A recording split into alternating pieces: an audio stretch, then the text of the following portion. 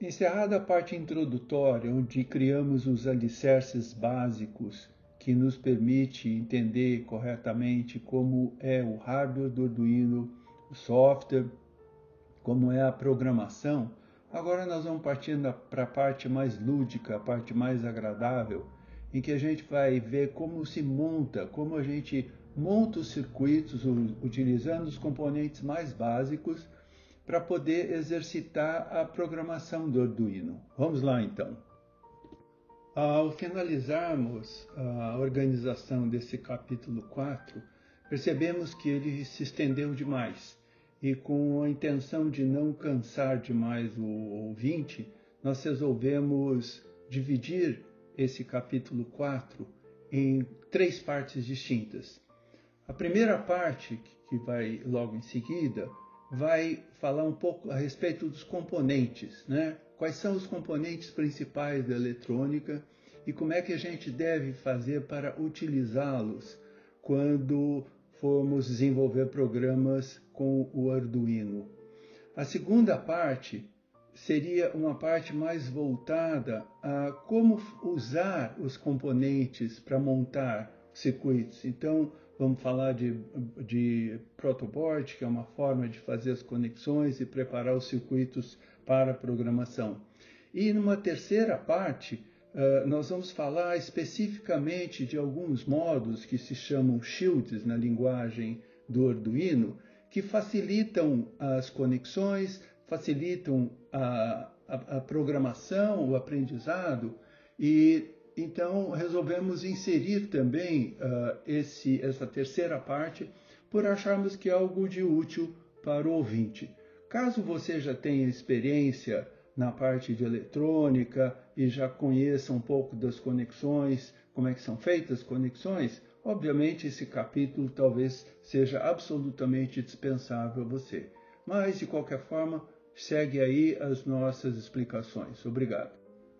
Mesmo que você já tenha experiência em eletrônica, talvez a terceira parte que falamos dos shields, talvez seja algo interessante para você conhecer, porque são dispositivos que podem facilitar muito não só o aprendizado, mas também muitas montagens. Então, acho que essa terceira parte vale a pena você dar uma espiada, mesmo que você já tenha experiência prévia em eletrônica.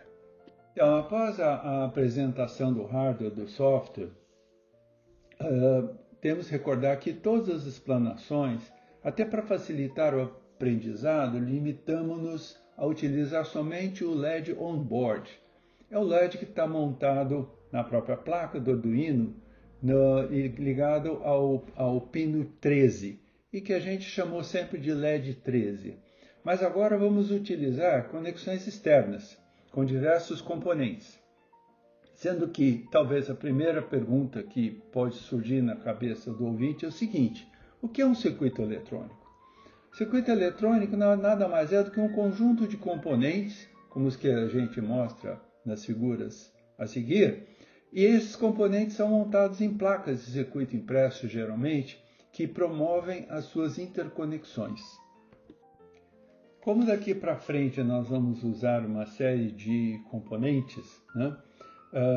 No pressuposto que talvez alguns dos ouvintes não tenham um conhecimento mais preciso a respeito dos componentes eletrônicos, vamos fazer uma recapitulação do que são, qual é a função dos diversos componentes. E vamos começar pelo resistor, que nada mais é, até pela própria palavra, né? É algo que resiste ao fluxo de corrente, né? Ao fluxo de elétrons, né? E o valor dessa resistência é medido em ohms, sendo que resistores podem ser expressos em múltiplos de 1000, que seriam os quilo-ohms, até de 10 a sexta, que seriam os mega-ohms. A seguir vem o capacitor. Pela própria palavra, capacitor tem a capacidade de armazenar os elétrons.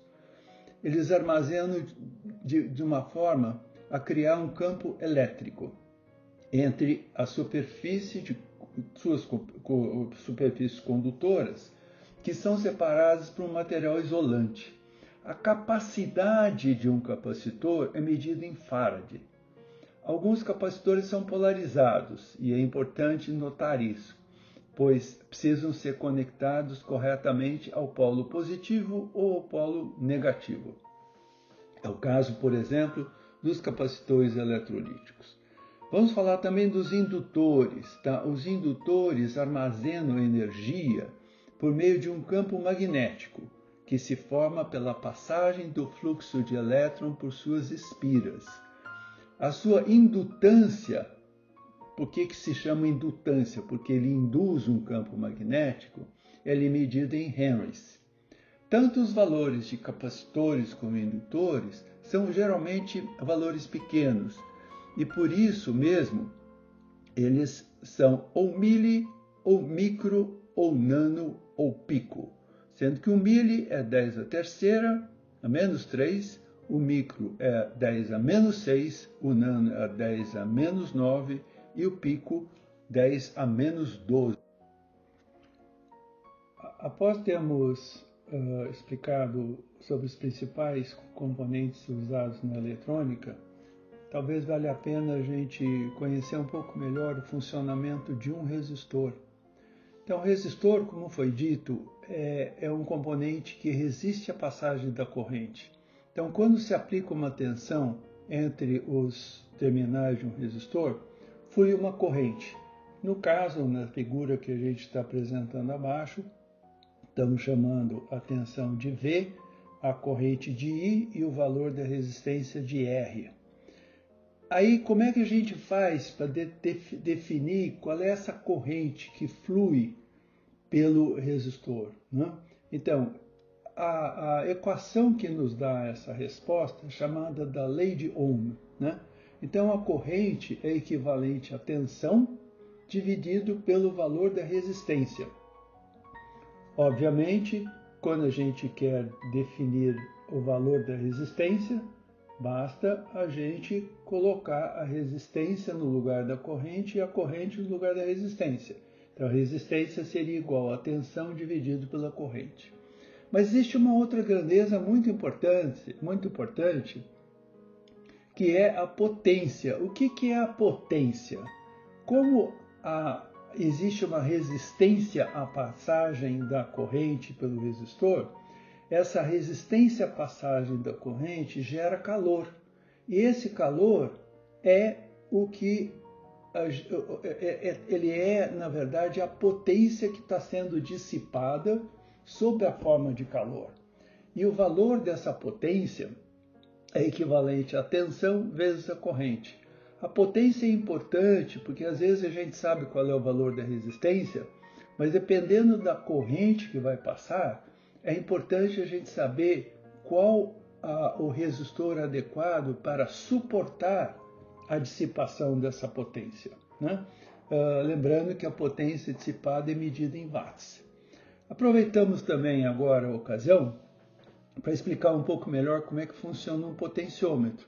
O potenciômetro, na verdade, é um resistor, como qualquer outro resistor, que tem, na verdade, um cursor que desliza sobre o valor, sobre a resistência, e ele vai, dependendo da sua posição, ele vai variando a tensão que aparece entre o terra e o cursor, em que nós estamos chamando aqui de V2. Então, se eu coloco o cursor na posição mais alta, eu estou praticamente igualando V2 à tensão da bateria, a tensão que está fornecendo energia ao circuito.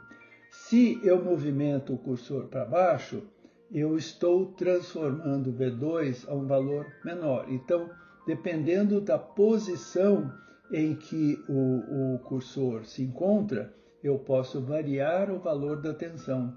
Lembrando que o valor da resistência integral é a soma das duas resistências, R1 e R2. E o valor da tensão total é equivalente à soma da tensão V1 com a tensão V2. Vamos falar agora dos componentes semicondutores, e o primeiro deles é o diodo, que permite a passagem da corrente elétrica em apenas num sentido, que é sempre do polo positivo, ou seja, do seu anodo, para o seu catodo, que é o polo negativo. Transistores também são semicondutores que possuem uma característica muito especial, característica de regular o fluxo de elétrons entre o coletor e o emissor, graças ao fluxo de corrente proporcional, porém muito menor, que flui entre a sua base e seu emissor. Com isso, esse dispositivo nos permite amplificar sinais. Já os circuitos integrados são dispositivos formados por milhares, milhões ou mesmo bilhões de transistores que são fabricados graças a tecnologia muito sofisticada, sobre substratos cristalinos, geralmente que é o silício, destinado a executarem funções muito específicas. Já os microcontroladores, como é o caso do Arduino, nada mais é do que um chip, que é fabricado também com milhões de transistores, mas cuja função pode ser desempenhada através de uma programação. Assim finalizamos a primeira parte do capítulo 4, em que apresentamos os componentes que são destinados ao aprendizado. Espero que tenham gostado.